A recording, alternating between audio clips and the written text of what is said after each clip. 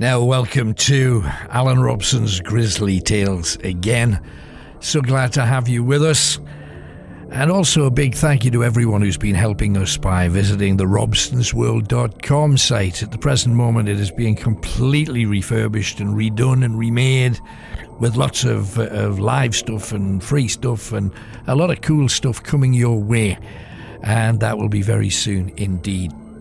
Now, we're starting off with something we've never covered on Grisly Tales, and we really should have, and that is executions, particularly mass executions. Well, if I told you that the Kingdom of Saudi Arabia carried out a mass execution of 37 imprisoned civilians, they'd all been convicted, 21 of them, their confessions were made under torturous conditions, and they were all imprisoned for terrorism-related allegations in 6 different parts of Saudi Arabia. Now, you might think, oh, well, yeah, but that was way, way, way back. It was April 2019. Now, let's talk about other things to do with executions. For example, when the murderer Albert Closer was sent to the electric chair in America, in Virginia, that was back in 1991, the incredible surge of current caused both of his eyeballs to pop out and dangle down his cheek, dancing with the electricity, causing 11 out of the 23 people watching to pass out in shock. There's a lot of interesting things about mass executions and executions in general. Do you know the longest that anybody's ever survived on death row was a man from Kentucky called Henry Anderson. He was on death row for a total of 34 years, never knowing when the day would come. He was convicted of a murder in 1958, sentenced in Virginia to death in 1960. Now, the death penalty was repealed in 1972, but Anderson refused to have his sentence commuted because he said that would mean he admitted guilt, and he always said he was innocent of it. In April 1994, aged 79, he died of cancer in Kentucky State Prison. In May 94, a prison in Varna, Arkansas, started executing people, 2 death row inmates at the same time, saying that multiple executions actually saved money and they didn't have to pay overtime for their employees, and it was less stressful if they killed them 2 at a time. Another prison official said, nobody wants to get up in the morning and go kill somebody, so we might as well get up and kill 2 of them. Strange idea on hanging here. They decided that hanging was still the way to kill people, but they were going to put a large counterweight that broke the criminal's neck by flinging the person to be hanged about 12 feet into the air. It was widely practiced all over America in the early part of the 20th century. So when you hanged, you didn't so much hang as you were hurled up in the air 12 feet and your neck broke when you got to the extremity, and then your body just fell to the ground. Now, a lot of people talk about San Quentin.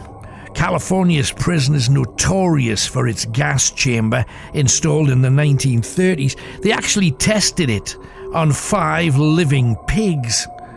Now, the city were always proud of their, what they called, humane way of getting rid of the worst of society. So they invited a whole load of newspaper press people to see the very first death, execution, or their word was disposal, of an unpleasant human being. The reporters were absolutely disgusted. One of them wrote, "It's more savage than being hanged, drawn and quartered." During the gassing, the body flailed around so much that the man in the chair actually headbutted the chair so hard over and over and over again, he split his skull wide open, spreading brain matter all over the scene. Now let's go back to ancient Rome. At the present moment, I'm busy writing a book about all things Roman, about the northeast. And do you know, one of their methods of execution, especially during the reign of Tiberius, the Roman emperor, was actually strangulation. And they also brought a law in that would not allow anybody to strangle a virgin. There you go. Got to look after your virgins. But Tiberius found a loophole. And that was that if a virgin did something bad and deserved execution, the jailer would rape the virgin, therefore she wouldn't be a virgin anymore, and then strangle her. There's always a way to get it done. What else have we got? Oh, so many different stories about death. We're a bit of an expert on it. Do you know the biggest ever mass execution in American history was on Boxing Day in 1862? The United States Cavalry hanged 38 Sioux warriors for their part in the massacre of 800 settlers. Now, I know I've mentioned this before, but the vast majority of witches in Britain were never burned at the stake to their death. A lot of people have this idea because the Christian church says it a lot, but it's not true. They were often burned to death abroad, but not in Britain. Mind you, there were other crimes that women were burned at the stake: petty treason, forgery. In fact, the last female ever to be burned to death in Britain through the legal system was a woman called Murphy. She was convicted along with a gang of forgers in London in 1789. The male members of the gang were simply hanged, and the law was repealed the following year. But Mrs. Murphy, she went into the flames. Now, one of the greatest times of mass execution and murder, well, genocide, frankly, was the period known as the Holy Inquisition, when the Catholic Church decided that anybody that didn't believe what they believed was a heretic and therefore had to die. Now, in Casa Santa in Rome, they spelled out exactly what people could do to extract a confession in a book called the Book of Death. And it was on display at Casa Santa. There's no record of a single Inquisition acquittal. Everybody that was charged was killed, because the people that they arrested were forbidden to talk, forbidden to have a lawyer, forbidden to say anything against the charges, so therefore they were not permitted any defence at all, nor were they allowed to call defence witnesses, so they all died. Well, were executed. Well, were murdered by the Catholic Church. And kind of like child abuse today, they have not one hint of remorse. They're not sorry for it. It happened. Tough potatoes. And rather like the way that they've treated all of the priests that have broken the law, instead of having them arrested and imprisoned where they belong, they move them from parish to parish, or they put them into a mental facility to reform them and then give them their parishes back. It's not right at any level. Finally, in this section, common criminals were hanged all over England in the 1600s. Heretics burned at the stake so that the flames could cleanse their souls. But as I say, this didn't happen a lot. A lot of them were just hanged.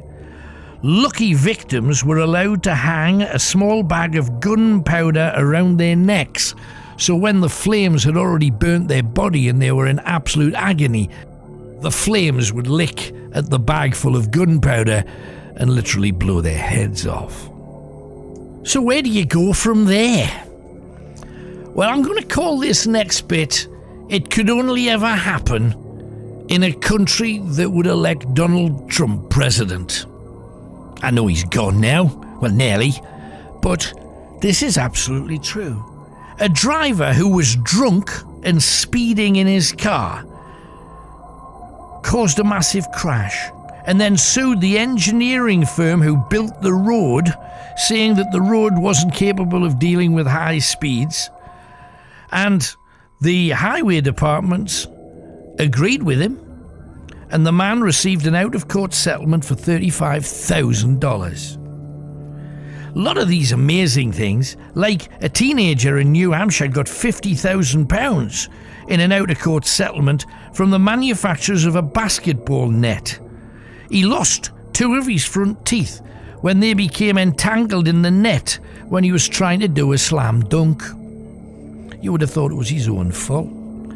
A restaurant in Long Island had to pay $3 million damages to a customer who, while he was having his soup, got stung by a bee. What? How can any restaurant guard against that? A convenience store worker in West Virginia got $2.5 million suffering emotional distress when she tore a muscle in her back trying to open a pickle jar. Now, Disneyland, the world of the mouse, I have great time for, but the Disneyland in California got sued in 1997 by a woman who said that her grandchildren were traumatized because they had watched the man in the Mickey Mouse suit take his head off. A Californian man who hurt himself when he dived into a swimming pool of the house he'd rented in 1997 sued the owners of the house for $66 million. They had failed to warn him that there was a shallow end. Is it any wonder that people try it on? A drunken golfer from Wisconsin fell and broke his jaw while leaving the bar at the golf course, and he got $41,000 in damages. You can't believe it, but the US Supreme Court gave $500,000 to a kidnapper who broke his ankle when he was being chased by the police. And if that's not enough, a convicted bank robber who was out on parole in Oakland, California, got $2 million in damages, and this was only back in the 80s, when the wad of money that he'd stolen from the savings and loan company exploded in his pocket, releasing tear gas and dye, leading him to suffer burns that needed hospital treatment. He had to serve his sentence, but he had $2 million waiting for him. Now, keeping the whole grisly thing going, there's a phrase, in the Northeast especially, "Oh, he's a bit of a lad." And you can get away with most things being a bit of a lad.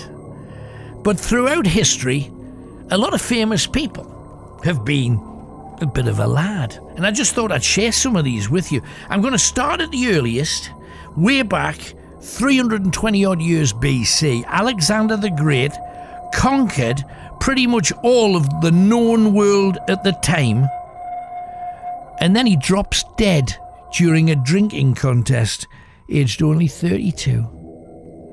Bit of a lad. In 211, a young Roman emperor called Heliogabalus was having a nice personal little dinner party with 2 of his guests. However, halfway through the meal he got sick of them and had them suffocated in a vat of rose petals just to see how many rose petals it would take, and it was close to 200,000. Ivan the Terrible, now he lived in the 1500s, and around about 1544 he used to have a bit of a laugh, because he was just a bit of a lad, by throwing live dogs off the roof of the Kremlin to see how much pain they could suffer.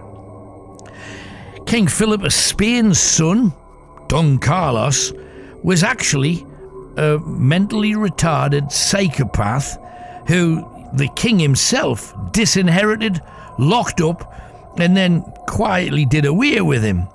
He used to have young girls whipped for his enjoyment, animals roasted alive while he watched dogs, cats and horses, and he murdered 6 men because he thought they looked at him in a funny way. When he was unhappy with a pair of boots that a bootmaker had made for him, he had them cut into pieces and forced the cobbler to eat them. On another occasion, some water was emptied from a house balcony and it splashed near to where he was walking. It was actually 10 yards away. However, he tied the family up and then burnt the house to the ground. Peter the Great. We're in the 1700s now. His son Alexis travelled to Dresden to get married to a lovely-looking German princess. However, the elector, the person that was going to marry them, whose name was Ernst August, said the Tsarevich shits in his bedroom and wipes his arse with the curtains. Why don't they tell you this in history books? We'd all be reading them, wouldn't we?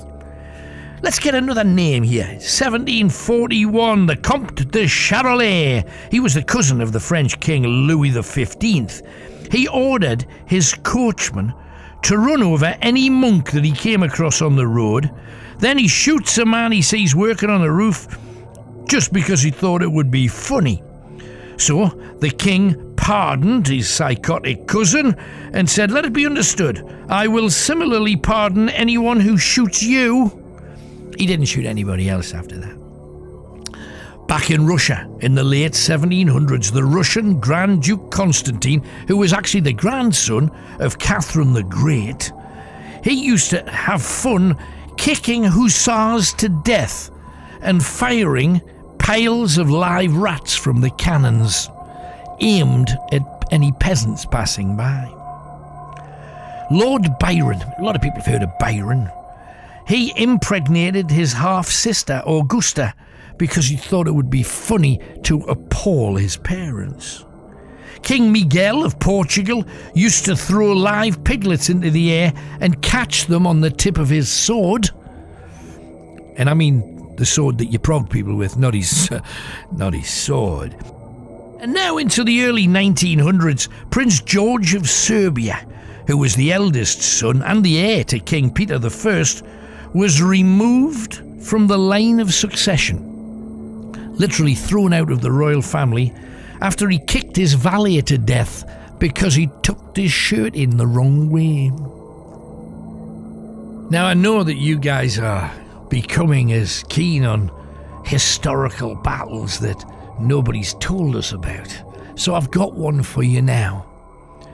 Set in Ireland, the most famous fight on Irish soil was the legendary Battle of the Boyne, where the Catholic king, James, was trying to regain the thrones of England and Scotland from the Protestant William of Orange. Now, William landed at Carrickfergus and marched south in June 1690 to take Dublin. But James was determined to stop him, and he gathered his men 30 miles north of the capital, around the River Boyne. Now, the fact was that King James had no experience of warfare, whilst William was surrounded by generals who had vast experience. And this is what would cost him the battle and the war. The Duke of Schomberg's son, Meinhard, led his German regiments through the Irish dragoons, who were butchered where they stood. Now, seeing this, James panicked, sending half of his entire force to cut off their attack. He'd not scoped out the battleground, for had he would have seen the deep swampy ravine known as Rough Grange, and this would mean that the German regiments merely got bogged down, mud right the way up to the horses' thighs. They were unable to move forward or back. Instead, they spent the entire battle simply just trying to get out. The Catholic army, made up mostly of amateurs, tried to reach them. They also got trapped in the mud, many of them drowning in it, so they spent their battle shouting obscenities at each other and trying to free themselves from the clinging muddy ground. Both sides suffered losses, but not to their enemy. So many were swallowed by the swamp. The Protestant army from England was made up of not only Germans, but William's infantry were the elite Dutch Blue Guards, who used their superior firepower to push back the inexperienced Catholic army. They had set up in lanes, firing volley after volley to hold back the valiant Catholic cavalry, but eventually those brave souls, carrying little more than sharpened sticks as lances, waving homemade swords and axes from their horses, finally managed to scatter those highly disciplined and experienced troops. The Duke of Schomberg was killed in this phase of the battle, quite a trophy. Getting the enemy's second in command, it was said by a man called Cormac O'Shea, "I saw this huge blue butterfly of a man aboard his horse. He barked out orders to all those about. Then our cavalry burst through their lines, riding over their dead and living, and covered in blood they rode towards the man. First he looked flustered, then terrified before drawing his sword, and no sooner had he done that than a spear hit him in the chest, pinning him to a tree. His horse rode off, leaving him shrieking to be let down. However, his men were now running, and one of our foot soldiers walked up to him and fired up through his groin into the very belly of the man. That hurt him, but still hadn't killed him. So a final drag of a sword opened his belly, spilling his guts across the field. It was a great day, up until then, until we lost it." The Jacobites were on the verge of winning the day, purely on raw guts and courage against a well-trained and fully experienced army. Thanks to a successful rearguard action, King James, as he was known, was almost trapped by William's men. He was retiring from the field, knowing that the bulk of his army was lost. The Protestant army then satiated its lust for blood by raping the wives of the Catholics, who were seen on the battlefield scouring all of the bodies for their dead husbands and sons. After the men had finished with the women, they were all hacked to death. Every prisoner was put to the sword, their limbs and heads cut off and waved about their heads by the Dutch. Although only about 2,000 men were actually killed, about 14,000 had been injured, many seriously and most of them Catholic. Many of the Irish infantry, realising they would die in the hands of their enemies, merely vanished into the hills, choosing desertion over guaranteed death. William of Orange triumphantly marched into and through Dublin to hear the news that the Jacobite rebels under King James had limped to Limerick. So William turned around and rode his entire army there to besiege Ireland's third biggest city. Now, some officers in the Catholic ranks wanted to surrender, but Patrick Sarsfield, the first Earl of Lucan, had carefully read William's terms. They would pardon rank and file, but all officers and those of landowning class would be executed. In total, 14,500 men were billeted in Limerick, Sarsfield having another 2,500 cavalry with him in Clare. And just at that time, a prophecy was circulated declaring that the Irish would win a mighty victory, driving out any invaders from Ireland. Now, at a time of such superstition, this really bolstered their cause. They expected to be victorious, so on August the 7th, William of Orange reached Limerick with 26,400 men, but without any siege cannons. Those cannons had been intercepted by Sarsfield's cavalry, 600 experienced troops, led by Galloping Hogan at Ballyneety, and they were destroyed. So William sent for more, but knew it would take weeks. William was desperate to get out of Ireland, because back in his homeland of Holland, although he was King of England too, he was in a much bigger war against the French, so he went for an all-out assault against Limerick. His new siege cannons breached the city walls and in raced William's Danish grenadiers, but the Catholics had French military engineers working under General Boisselot, who had constructed a fallback earthwork and barricades across streets that held back the invaders and allowed their men above to flatten them with stones, rubble and vats of boiling oil. These valiant Danes also suffered huge losses to ranks of muskets at point-blank range and cannons that would see a single cannonball tearing through their chests, knocking off heads and arms until it finished rolling across the field, then removing legs and feet. The wounded were piled up 8 deep, merely crying for help and bleeding to death. The population of Limerick, including all of the women, lined the walls, hurling stones and bottles at their attackers and howling their contempt at them. and after holding out for almost 3.5 hours that must have felt like days, William's army called off the assault. His army had lost about 3,000 men, mainly Huguenot, Dutch, German and Danish. The Jacobites only lost about 400, but on retreating, disease was rife, killing another 2,000. So William left Ireland, but a year later returned to finally take gallant Limerick. By then, King James had got himself exiled in France, leaving his armies and the common people to face repercussions. His men knew he could have fought on, but instead, King James chose to run.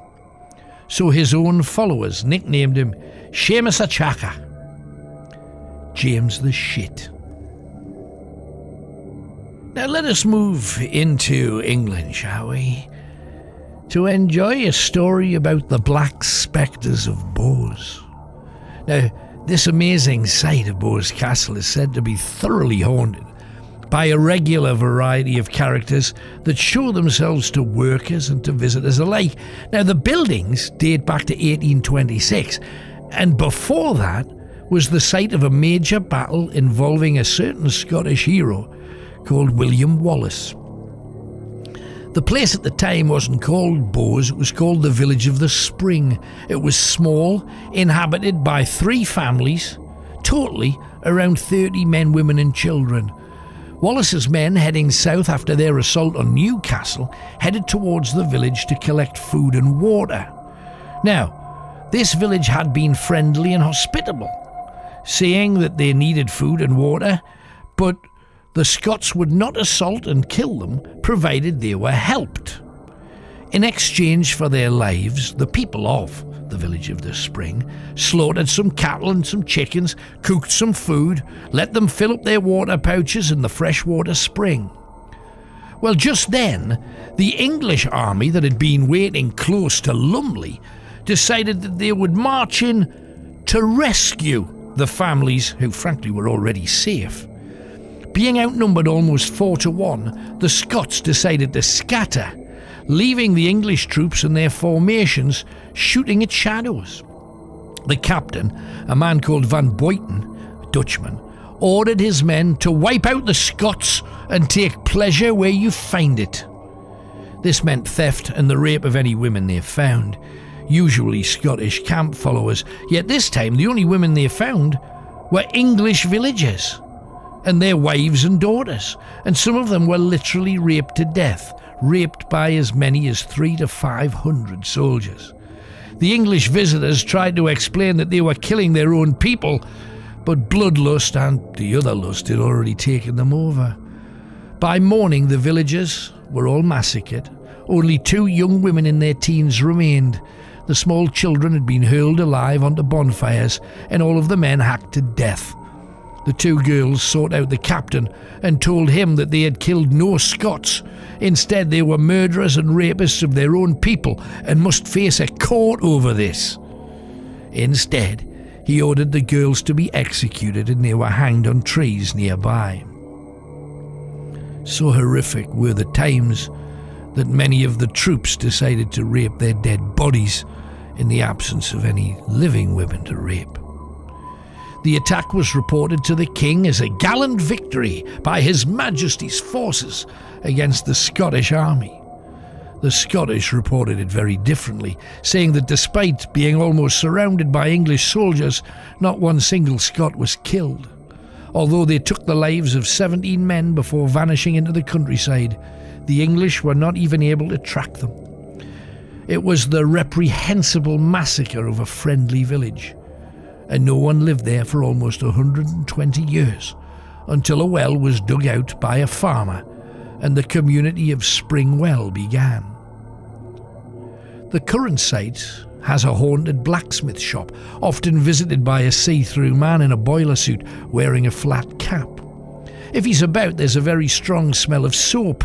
If he spots you, he throws stones at you. Because this is a particularly eerie location. Many visitors have run out of there, screaming after being touched, slapped and pushed by an unhappy and angry entity. Women in particular seem to get short shrift from this unpleasant character. And if you want to hear a couple of ghost hunts where we put ordinary people into the Bowes Museum, as it is now, they're available on robsonsworld.com, and you will hear people scream, for they see what is here to be seen. Across the site is a brake cabin at the head of the Springwell self-acting incline, gravity using this slope to send wagons down to Jarrow by the Tyne. Emptied, returning vehicles came back via return wheel. And between 1826 and 1900, 211 people were killed and 187 badly injured working on this site, some having legs torn out, others completely sliced to pieces by trains.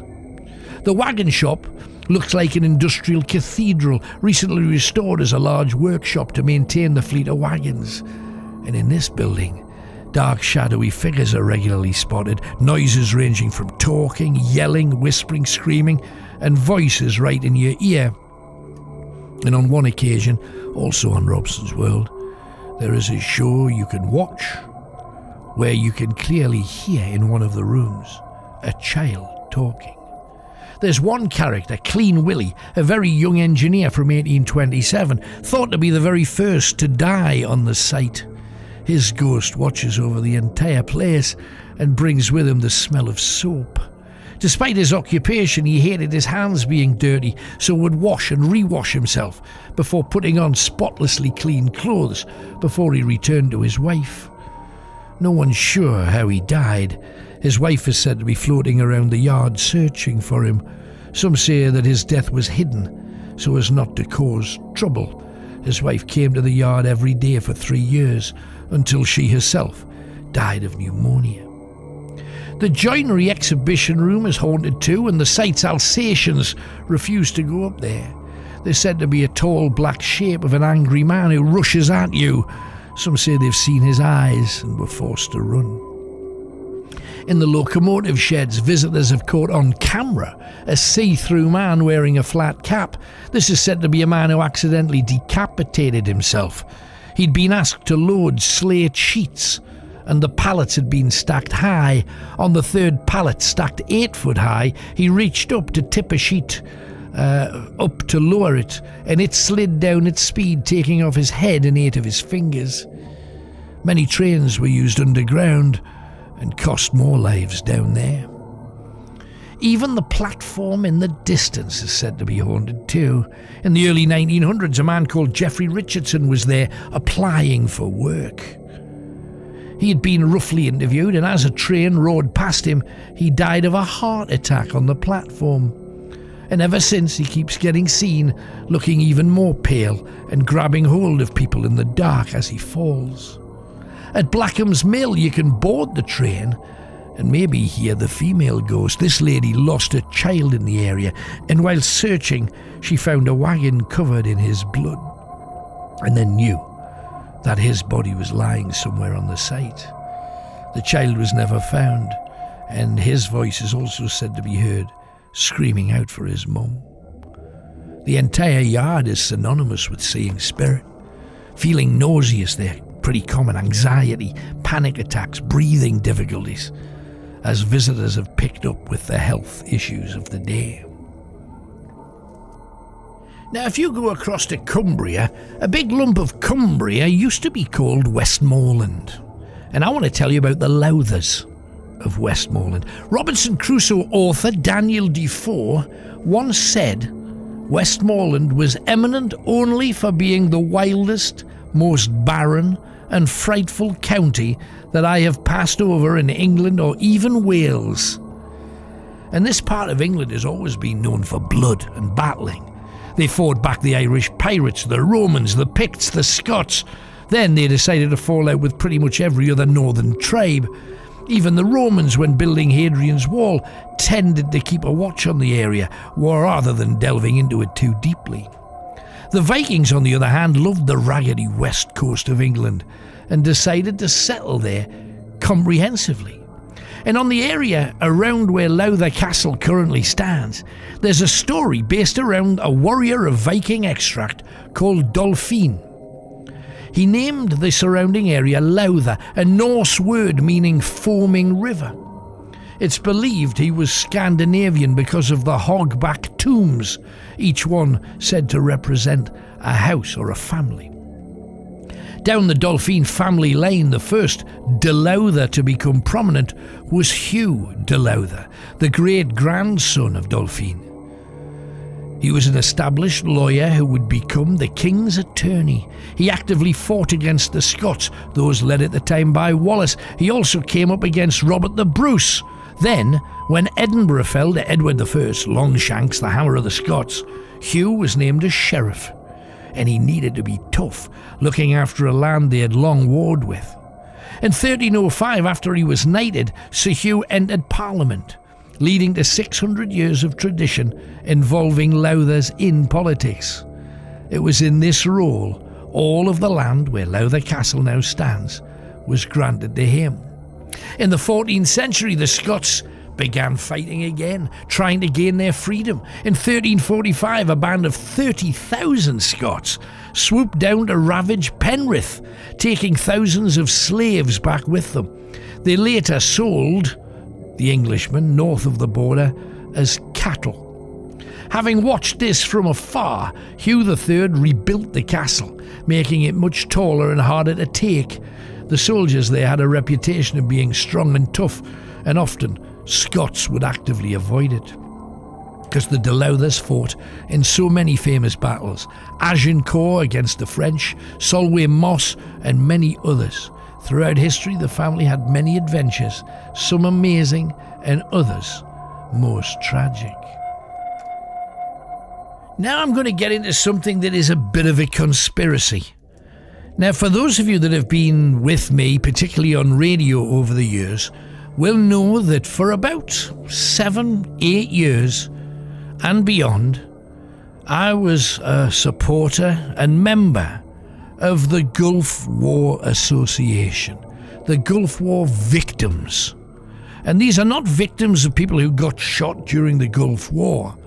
This was something that I genuinely feel happened. It was not a myth. It wasn't hype. It was absolutely true. I once hosted an entire Night Owl show on radio and a couple on television for Tyne Tees, where groups of ex-forces personnel came in to complain of Gulf War syndrome. Now, what they claimed was that before they went out to fight in the Gulf, instead of being given injections one at a time with a fortnight in between, they were given about 15 injections all at the same time, with the Ministry of Defence having absolutely no idea what mixing all of those chemicals together in a human body would do. It left some people dying. It left others in a wheelchair for the rest of their lives. Super fit, super healthy men and women disabled for the rest of their lives. Now, the Gulf War, a success. The media said it was a success. The American government said it was a success. The Iraqis, led by Saddam Hussein, driven out of Kuwait by a superb military strength of the United States and the UK and coalition forces. Now, George W. Bush, and you'll remember Colin Powell, they were claimed as heroes across this time for a military victory. However, they left something more malignant than a plague. Thousands of troops involved in it were left with a horrific disease that puzzled some doctors. Other doctors were silenced by the system, but it certainly destroyed the lives of those that suffered from it. Gulf War syndrome. Now, you could also argue that instead of having to go in to get Saddam Hussein 10 years later, they were on the gates of the capital, Baghdad. They should have gone straight in first time round, would have saved an awful lot of misery and trouble. However, a list of the symptoms of Gulf War syndrome shows you just how nasty and unpleasant it could be. Disturbance of the nervous system, twitches, tumours, night sweats, massive weight loss, constant diarrhea, insomnia, rashes, personality changes, mental illness, pain in the joints, constant fatigue, and inability to sleep because of the pain your body was feeling. There's also people that have literally bled from the eyes and bled from the ears. Gulf War syndrome was vicious and worse than any virus, including viruses of recent days. And this led a lot of sufferers to take their own life, many left with mental illness and depression. Now, despite all of the evidence from the soldiers, and I met these people one-to-one, it seems that a lot of the big nations denied the existence of Gulf War syndrome. The Americans won't have it at all. Now, good men risking their lives for a war that was really all about the price of oil. It was nothing to do with human freedom ever, although that's what they claimed it to be. Now all of these soldiers, British and American, were written off, cast out, not cared for. Now, back in 2003, British soldiers preparing to go out for the invasion of Iraq, they refused to take the anthrax vaccine because they'd heard so many stories already of Gulf War syndrome, so they didn't want to take any injections. A lot of soldiers at the time rejected all of the other vaccines. The concern was so terrifying, they were more willing to let themselves be vulnerable to any biological attack than trust the Ministry of Defence's vaccines. They didn't believe they were safe. And there's a lot of people to this day disabled and fighting for any monies because they allowed themselves to trust the vaccines given to them. Now, some people have said, oh, it was nothing to do with the Ministry of Defence, it was nothing to do with the vaccines, it was all Saddam Hussein's fault. Now, he did not have any weapons of mass destruction like Tony Blair swore. He never at any time had the chance to drop a bomb on Britain within the next 40 minutes. That was never the case. But he had used, tried and tested biological weapons against his enemies. He wiped out a whole batch of the Kurds, entire villages, using biological weapons. He put some doses of toxins in some Scud missiles. And it's true that following the bombing of a lot of his plants, there were ruins of chemical factories and ruins of weapons bunkers with huge clouds of whatever muck was in it floating across the battlefields to infect coalition soldiers and any civilians in that neck of the woods. Saddam Hussein was also thought to have infected some of his own soldiers just to see what would happen to the enemy. Their dead bodies would then transfer the disease to those that buried them, and so on and so on. Now, the idea of all of these inoculations were biological attacks. They were expecting Saddam Hussein to fire these biological weapons at the Brits and the Americans, and it never happened. But they were forced to take pills and have a whole range of injections. The pills and vaccinations, most of them, especially the American ones, even to them were classed as extremely experimental. They hadn't been given the 3 years of tests, which is why we should be very careful of inoculations that have not had 3 years to show themselves. If they were not the direct cause of Gulf War syndrome, they certainly helped spread it. Now, other people said it might be the Russians, because Saddam Hussein was thought to have got some biological weapons from the old Soviet arsenal. Now, the Russians said they were going to get rid of it, but they didn't say they weren't going to sell it to people around them. A lot of people say that that horrible thing called Novichok was sold to Saddam Hussein, one of the most horrific toxins that exists on the planet. Now, that could, you could argue, be put down to one of the reasons for Gulf War syndrome, but we don't know, we can't prove it. So, is there any evidence? Well, the evidence is with the soldiers themselves. That's where the proof lies. The number of infected soldiers, we're not talking 20 or 30 here. We're talking between America and Britain, close to 162,000. 10,000 of them already dead. Now, examining people with Gulf War syndrome said, oh, it could be a virus, but it's not a natural one. It looks and shows all of the signs of being created in a laboratory. Now, they instantly then point the finger to Saddam Hussein or the Russians, but it could have been a British or American laboratory, because we gave experimental drugs to our own soldiers. One of the chief suspects contains one of the genes that's in HIV, and it was added to try and fight off any biological warfare. Only France refused to undergo the inoculations, and therefore not one single French person, male or female soldier, suffered Gulf War syndrome. Surely that tells you exactly what was going on. A lot of soldiers thought that Gulf War syndrome could have been something to do with radiation, because one Gulf War veteran died from cancer, and he asked in the will for the coroner to investigate his death. However, the coroner dismissed his wishes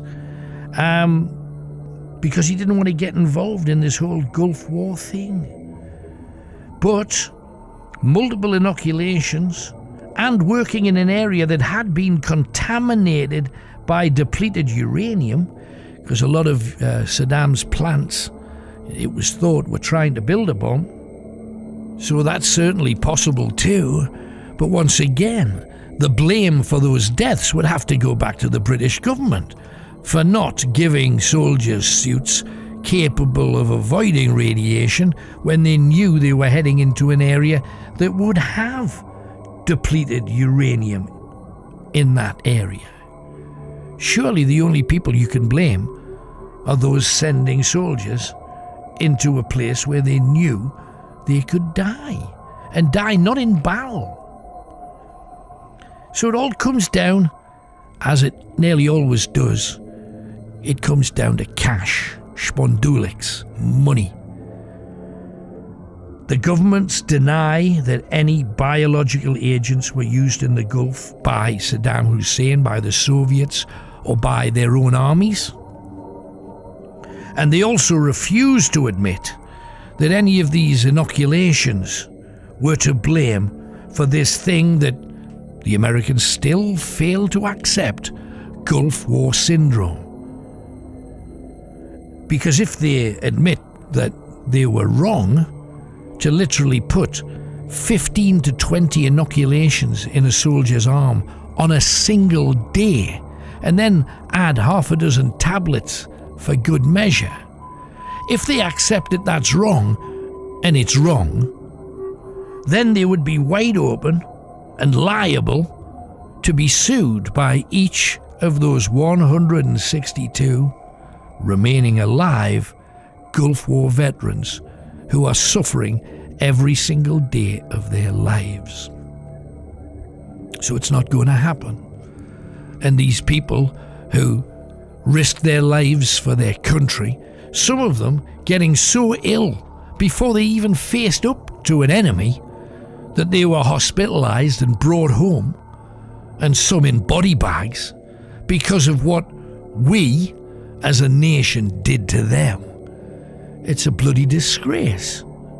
And yet, it's one of those things that has been universally forgotten about. That was just something that happened in the 90s. Yet today, tomorrow, next week and next year, there are still people in wheelchairs whose lives have been destroyed because of what we, and we have to be responsible, that we as a nation did to them.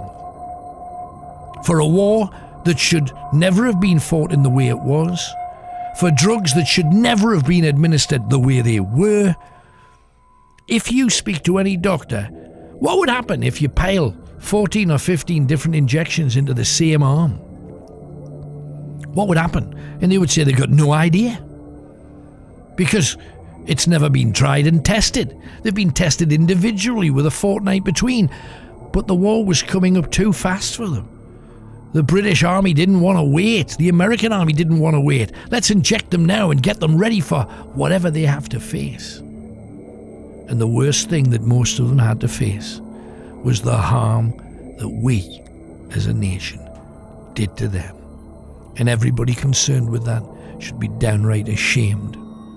For if they were in a wheelchair now, through no fault of their own, through a fault of some administrator who was in a hurry, that's essentially what we're saying, they should have the right to sue and get help till the day they die. As soldiers, they should be looked after until the day that they die. It should be nothing to do with having to fight for every penny to try and get some recompense for literally being destroyed by your own side. You know, we joke about friendly fire sometimes taking the lives of our brave troops. This wasn't friendly fire. This was planned.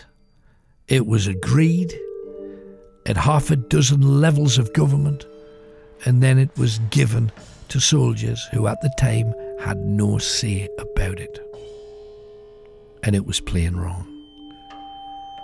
I know on Grisly Tales we tell a lot of stories of myth and legend, ghost stories. Real life is often even grislier. And that's it. I hope you will take a look on robsonsworld.com, where we've got an awful lot more for you. And I wish you well. Until next time.